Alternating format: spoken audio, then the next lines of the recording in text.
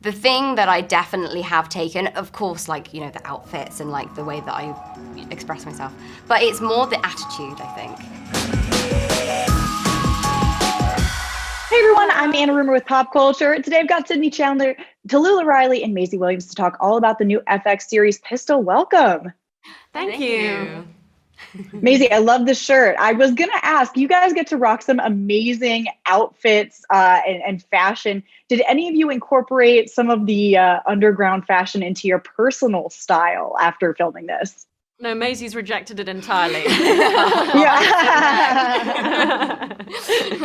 I think the thing that I definitely have taken, of course, like, you know, the outfits and like the way that I express myself, but it's more the attitude, I think. The attitude that from where this expression kind of comes from, and I guess like the confidence, you know. Jordan had such a strong sense of who she was, and so I think that I've really tried to take that with me in the next chapter of my career and try to center in on that. And yeah, if that means like wearing a shirt like this or not, like it's fun to see how that manifests, I guess. Yeah, I think it's interesting to think of sort of sartorial choice as a political act or a social act and something you are projecting into the world. I hadn't really thought of clothing in that way before. I just thought of it in terms of dressing myself, feeling comfortable, etc.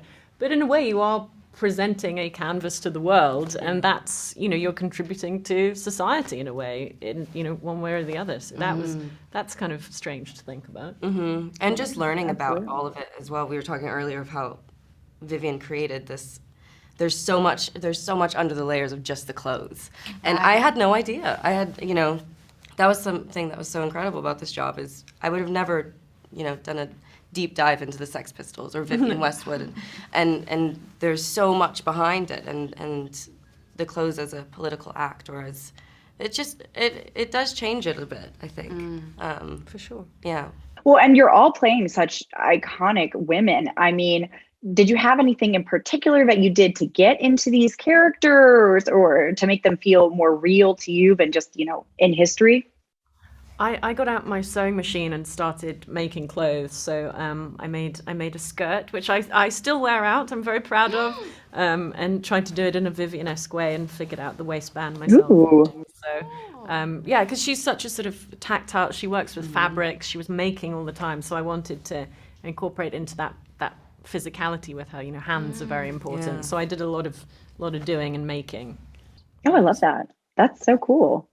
Yeah, I feel like, well, I mean, for both of us, the hair, we both had incredible wigs, so that definitely helped. But I felt like I did a lot of work on like my posture and the way that I held myself, and, you know, being in the heels, being in the rubber, being like zipped and like pinched in and like, you know, your hair lifted. I felt like that kind of really brought me into into like the aura of Jordan, and she was quite a formidable like force, and I definitely like you know, in social situations I definitely like played more of the like passive like role. So it was like, I think just having like a physical, like holding my body in a different way had a huge impact to the way that I could then perform.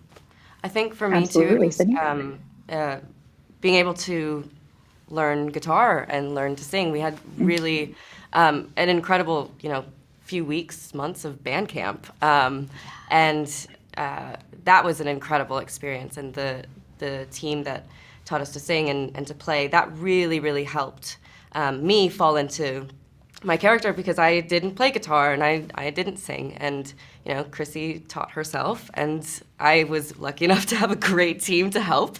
But doing that really felt, you know, when I started getting the bloody fingers and getting frustrated at 3 a.m, like, I don't know what to do, I can't play this guitar.